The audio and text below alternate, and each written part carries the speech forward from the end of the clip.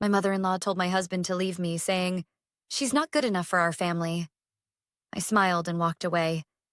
When she discovered I owned everything she had schemed for, it was already too late. The moment my mother-in-law ruined her son's life came wrapped in pearls and a glass of expensive champagne. It was a warm Sunday afternoon, and I was clearing the table after a family brunch when she leaned in, her voice a practiced whisper, honeyed with faux concern. "Claire, dear, let's not drag this out. You need to leave my son." I froze. The silverware in my hands suddenly felt heavier. Across the room, my husband, Daniel, laughed at something his father said, utterly unaware of the bomb his mother had just dropped in our kitchen. "You've had your fun," she continued smoothly, adjusting the diamond bracelet on her wrist. "But you must see it, don't you? You're not the right fit for our family." Not good enough. I had heard it before. The subtle jabs at my upbringing, the veiled insults about my lack of sophistication, the way she always managed to introduce me as Claire, Daniel's wife, never acknowledging me beyond that. But today, she wasn't hiding behind careful wording. Today, she was making her move. "You don't have the right background," she pressed on. "No prestigious family name, no valuable connections. A woman like you only holds a man like Daniel back." I exhaled slowly, setting the plates down with precision. She mistook my silence for submission. "Don't look so surprised, dear," she continued, a condescending smile curling her lips. "Daniel will remarry. We'll find someone more suitable for him. Someone with the right family, the right class. You understand, don't you?" Ah, so that was it. This wasn't just an insult. It was an ultimatum. Daniel's mother had decided my time was up. She expected me to crumble, to be humiliated, to pack my bags and slink away quietly while she picked out a new, better wife for her precious son. I smiled. Not the smile of a woman defeated, but the kind of smile that should have made her uneasy. "I understand perfectly." Then, without another word, I turned and walked away, leaving her standing there, confused by my lack of resistance. She had no idea. No idea that the house she loved to parade around in, the one with the marble countertops and floor-to-ceiling windows, wasn't Daniel's. No idea that the thriving business she had always belittled, dismissing it as my little project, had outgrown Daniel's entire career. No idea that the money she so effortlessly enjoyed, the luxury vacations, the extravagant gifts, had come, not from their family's wealth, but from the empire I had built from scratch. She thought she had won. She had no idea she had already lost. That night, I didn't tell Daniel about his mother's little suggestion. I didn't have to, because while she was busy scheming to push me out, she had no idea that she was standing in a house that didn't belong to her. Literally. Our mansion, the one she adored showing off to her friends, the one she believed was Daniel's achievement, was mine. I had bought it before we were even married. In my name. With my money. I had allowed Daniel to put on the show, to let his mother believe that he had provided this life for us. But in truth, his paycheck barely covered the property taxes. It was all mine. And the moment she decided I was disposable, she had sealed her own fate. Over the next few weeks, my mother-in-law became increasingly bold. She dropped hints to Daniel, her words sugar-coated in concern. "Claire just doesn't understand our lifestyle, sweetheart. Wouldn't you be happier with someone who truly fits in?" It's not her fault, of course. She was raised differently. But let's be realistic here. I watched as Daniel, oblivious as ever, laughed off her comments, never suspecting the storm brewing beneath the surface. Then came the final push. One evening, I overheard a hushed conversation between Daniel and his mother in the next room. "She's not right for you," she urged. "You've given her enough. It's time to move on." And then, the moment of truth.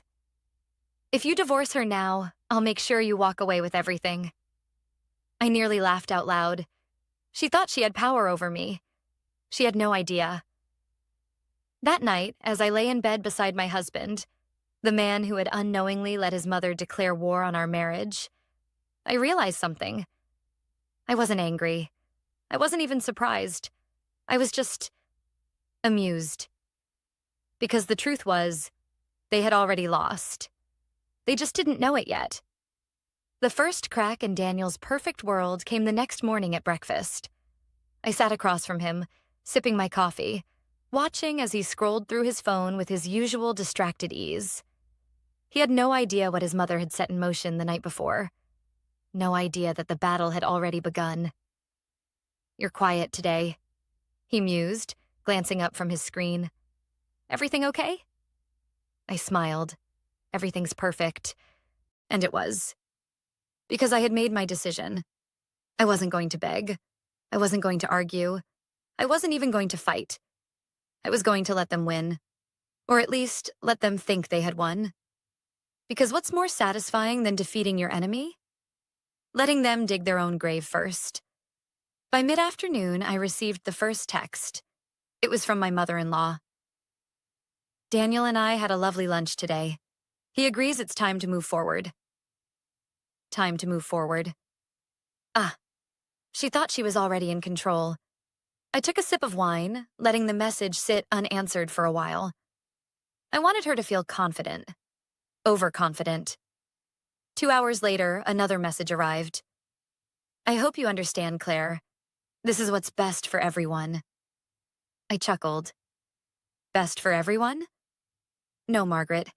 It was only best for you. But I played my part. "Of course," I texted back. "I understand perfectly." She must have nearly dropped her champagne flute. I imagined her delight. Probably calling her friends, telling them how effortlessly she had removed me from her son's life.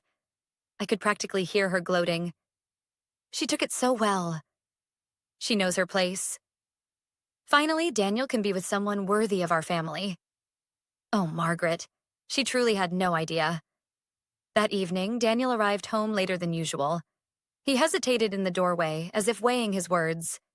Good. He was feeling guilty already. "Hey, babe," he started. "Can we talk?" Here it was. "Of course," I said, sitting down on the couch. He sat next to me, rubbing his hands together, his classic nervous tic. God, he was predictable. I think we should separate," he finally said. I tilted my head, pretending to process his words. "Oh?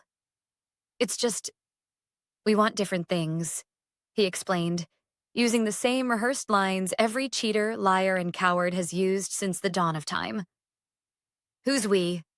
I asked, just for fun. A flicker of discomfort crossed his face. He wasn't used to me being so calm.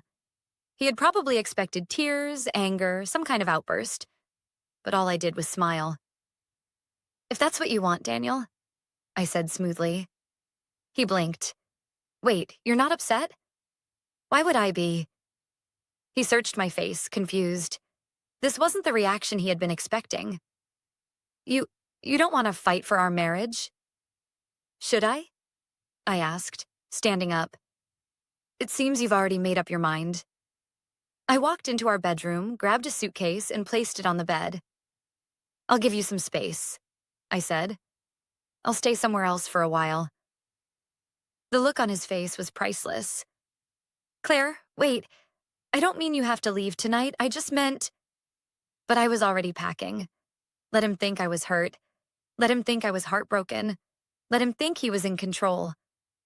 Little did he know. I was leaving, all right. I was leaving him in the exact position his mother had wanted. Completely free. But freedom? It was about to cost him everything.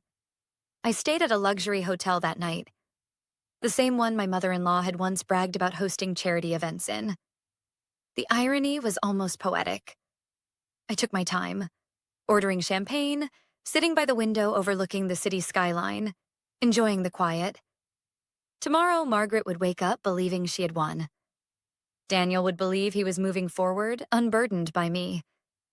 But by the time they discovered what they had truly lost, it would already be too late. Margaret must have woken up feeling victorious. I imagined her sipping her morning coffee in that sunlit dining room, basking in the glow of her triumph. She had done it. She had erased me. She had removed the woman she believed was unworthy of her precious son. In her mind, the next phase had already begun. She would find Daniel a new wife, one who came from the right background, someone she could mold, control, own.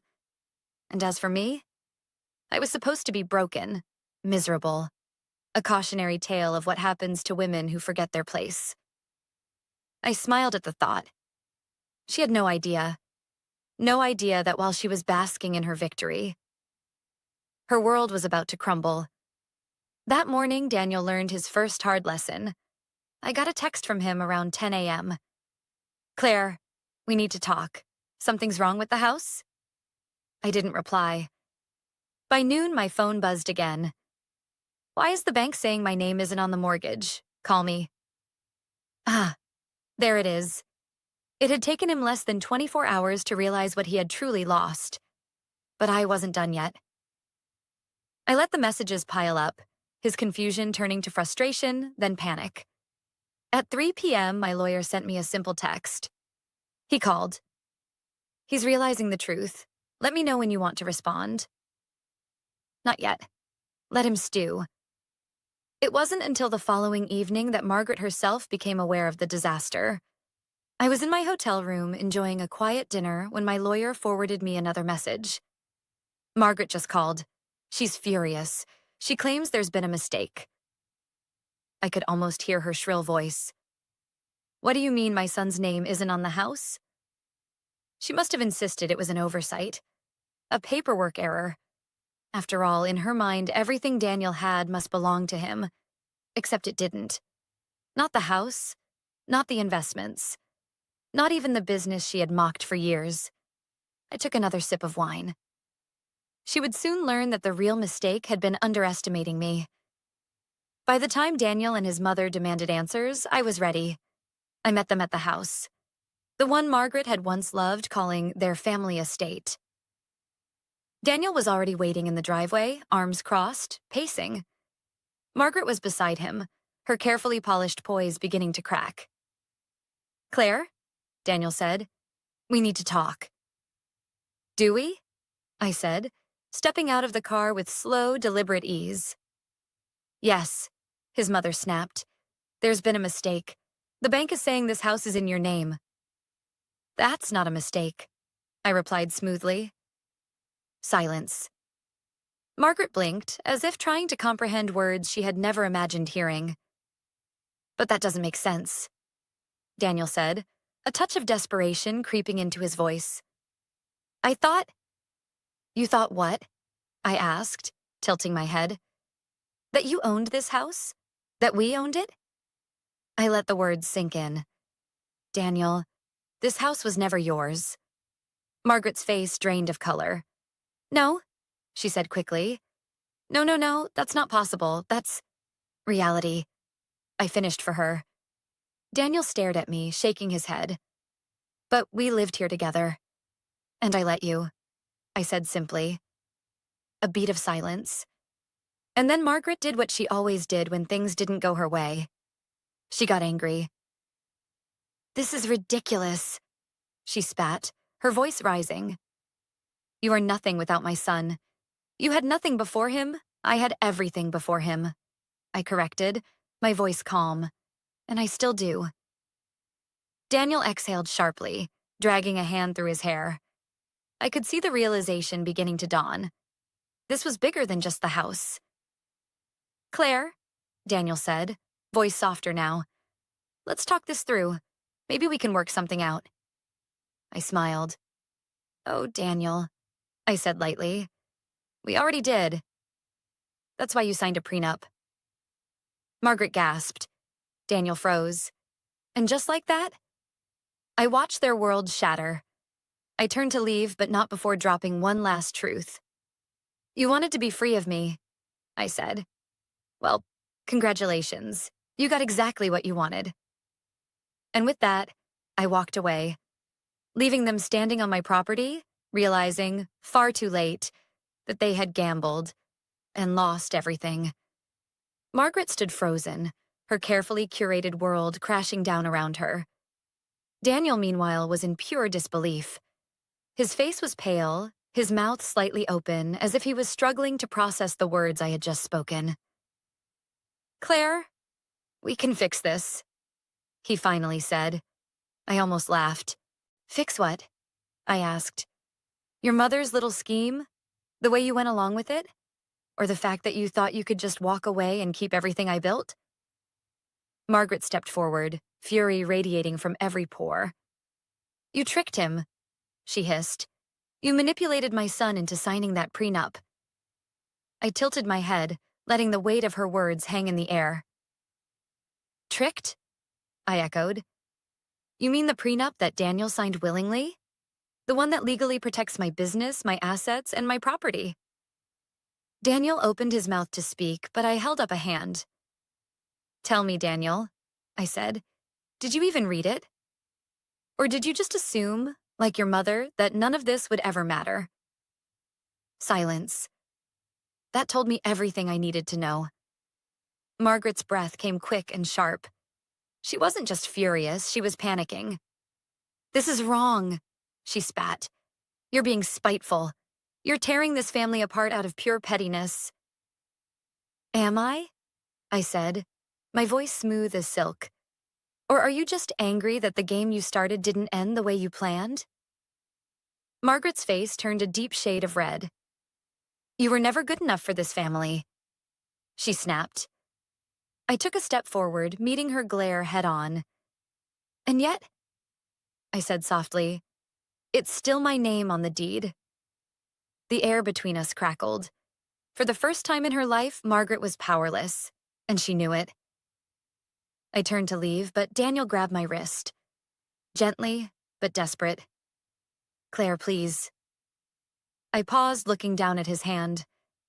A year ago, that touch would have meant something. But now? It was nothing more than the final grasp of a drowning man. "You don't have to do this," he said. I made a mistake, okay? I let my mom get in my head, but we can fix this." I studied him for a moment. The man I had once loved. The man I had built a life with. But that man didn't exist anymore. Or maybe he never had. "You don't get to play the victim now, Daniel," I said, my voice calm but firm. "Not after everything. Not after you chose her over me." Daniel swallowed hard. "I was an idiot," he admitted. "Yes," I agreed. "You were." He flinched at my bluntness. Margaret let out an indignant noise as if she couldn't believe I was speaking to her son that way. I ignored her. "You and your mother wanted me gone," I said. "And I gave you exactly what you asked for. So tell me, Daniel, why aren't you happy?" He looked away, shame settling in his features. I didn't need to hear his answer. I already knew it. "You think this is over?" Margaret seethed. I turned to her. "It is over," I said simply. "You just don't want to accept it." "This house was supposed to be Daniel's," she cried. "But it never was," I corrected. "And neither was anything else you thought you were entitled to." Margaret was trembling now. She had spent years believing she was untouchable, that she could manipulate and control those around her. But standing there, in the driveway of a house that wasn't hers, she finally understood. She had lost. And worse, she had never been in control to begin with. I didn't stay to hear Margaret's last desperate attempts to save face. I didn't care anymore. As I walked to my car, I felt something I hadn't in months. Relief. I wasn't just walking away from Daniel. I wasn't just walking away from Margaret. I was walking away from all of it. From the quiet belittling, from the manipulation, from the constant battle to prove my worth to people who were never worthy of me. I was free. And they were trapped. Daniel, stuck with the consequences of his choices. Margaret, powerless in the empire she had tried to steal. And me? I was just getting started. Margaret wasn't the type to accept defeat quietly. 2 days after I walked away from her and Daniel, I received a message. Not from Daniel, from her. "You may have the house, but don't think for a second that you've won. My son will recover. He will find someone better. Someone who actually belongs in this family. Enjoy your lonely little empire while it lasts. I smiled as I read it. Oh, Margaret. Still clinging to the illusion of control. She still believed Daniel had something to recover from. She still thought I had lost. She was about to learn the truth. The hard way. I ignored Margaret's message. I had no reason to respond. But life has a funny way of delivering karma without my help. A week later, a mutual friend, one of the few who had stayed neutral throughout the ordeal, reached out. You won't believe what's happening. I sipped my coffee, amused. Try me. Daniel lost his job. That caught my attention. How? Apparently, Margaret went to his boss. She tried to get him a promotion, saying he deserved it after everything. I almost choked on my drink. Of course she did. Margaret wasn't just overbearing, she was delusional. She had spent years believing that Daniel was entitled to success, that his name alone should carry weight. But the corporate world? It doesn't reward arrogance. What did his boss do? I asked. Not only did they not promote him, but HR started looking into his performance. Turns out he was already under review for underperforming. And with Margaret storming into the office and making a scene, they fired him. I exhaled slowly. South Daniel had lost his home. Daniel had lost his security. And now? He had lost his job. Not because of me, because of her. Margaret had spent years protecting Daniel from consequences, making excuses, smoothing over every failure. But now, she had destroyed him. And I wasn't even finished watching it all fall apart. The next call came 2 days later. This time, it was from Daniel. I let it ring. I wasn't interested. Then a text came through. Claire, please, can we talk? I stared at the message, considering my options. I didn't owe him anything. Not my time, not my pity. But curiosity got the better of me. I answered. Daniel. He exhaled in relief. Claire, His voice cracked. I messed up. I know that. I don't know what to do anymore. I leaned back, letting the silence stretch between us. What do you want me to say, Daniel? I asked. I didn't think this would happen, he admitted. I thought... He hesitated. You thought your mother was right. A pause. Yeah, he whispered. And there it was. The truth. For the first time, Daniel was admitting that he had placed his mother's opinions above everything else. Above logic, above reality, above me. And where had it gotten him? Nowhere. I didn't want to hurt you, he said weakly. But you did. Another silence. Can we meet? He asked. I closed my eyes. There it was.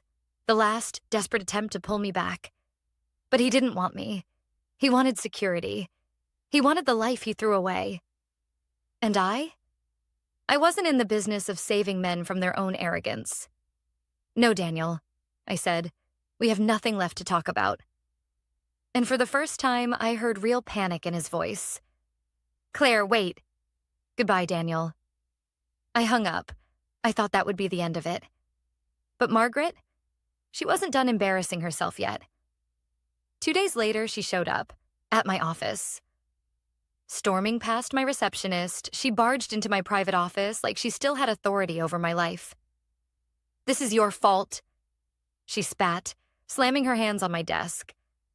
I stayed seated, calm, unbothered. What exactly is my fault? I asked coolly. You ruined my son's life. You took everything from him. The house, the security. No, Margaret, I interrupted. I didn't take anything. Daniel gave it all away. She blinked. Excuse me? I leaned forward, my voice even. Daniel chose to listen to you.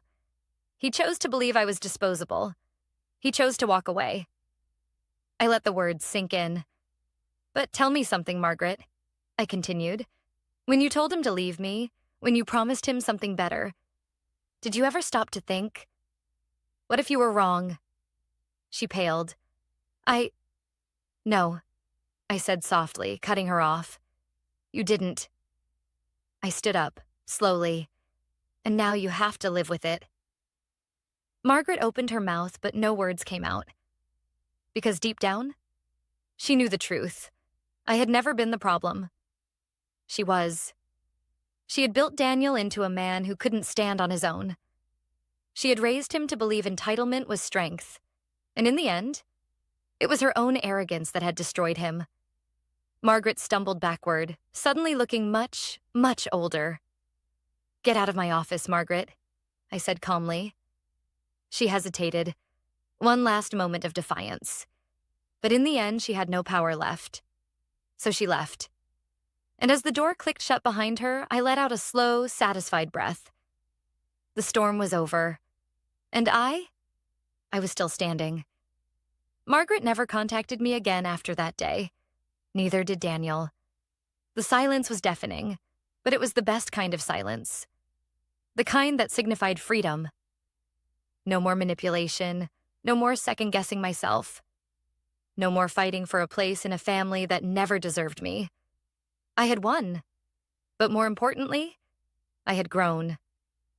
The first morning I truly felt free, I woke up to the sound of nothing. No tension in the air, no forced conversations, no passive-aggressive texts. Just peace. And yet, the world kept moving. My business, thriving. My team, expanding. My confidence, unshakable. Funny, isn't it? Margaret had spent years trying to convince me that I wasn't enough. That without Daniel, I would fall apart. That my success was somehow tied to him. And now, while she and her son scrambled to pick up the pieces of their mess, I was too busy building something greater. Months passed, and the whispers of Daniel's downfall never fully stopped. He had tried to rebuild, tried to prove he could rise above the situation. But without me? He struggled. The job market didn't care that he was Margaret's son. The women he pursued weren't interested in a man who had lost everything. And his mother? She had become a pariah. Her meddling reputation ensuring that no one wanted to be associated with her. One day, a former colleague of his stopped by my boutique. You dodged a bullet, she told me. Daniel is, well, let's just say he's not doing great. I didn't ask for details. I didn't need to, because I already knew the truth. He had been given everything, and he threw it all away. Meanwhile, I had built everything, and I wasn't done yet. On the 1-year anniversary of my new life, I hosted a small gathering at my flagship boutique. Not to celebrate revenge, not to gloat, but to acknowledge how far I had come. I had spent too many years proving myself to people who never truly valued me. Now, I was valuing myself. No more shrinking. No more waiting for approval. No more fighting for love that was never real. I stood in my boutique, surrounded by strong, independent women. Women who supported me, who understood me. And for the first time, I truly felt at home. That's when I saw her. Melissa. The young woman Margaret had once paraded around as a better option for Daniel. She hovered near the entrance, hesitant, almost embarrassed. I raised an eyebrow, but before I could speak, she did. I owe you an apology, she said softly. I leaned against the counter, waiting. I believed her, she admitted. I believed that you were the problem, that you were disposable. She looked down, and then I saw what she did to Daniel. And I realized that could have been me. I let her words settle. Margaret had wanted me gone because she thought I was beneath them. And now, the very women she thought were better were seeing the truth. You're lucky, I said finally. You got out before it was too late. She exhaled, nodding. I heard about your success, she said. I wanted to see it for myself. I gestured to my boutique, my empire, my legacy. Well, I said with a smirk, welcome to the little shop Margaret tried to destroy. She chuckled, shaking her head. She underestimated you, she said. A lot of people did, I agreed. As the night ended, I stepped outside, looking up at the city skyline. The same skyline I had looked at on the night Daniel left me. Back then, I had been preparing for a battle. Now, I had already won. Not because I had taken revenge, not because I had watched them suffer, but because I had taken my life back. Margaret had wanted me erased. Instead, I had flourished. Daniel had thought he was moving on. Instead, I had moved up. And the best part? I hadn't done it for them. I had done it for me. Margaret once told me I wasn't good enough for her family, and in the end, she was right. I wasn't good enough for them. I was better.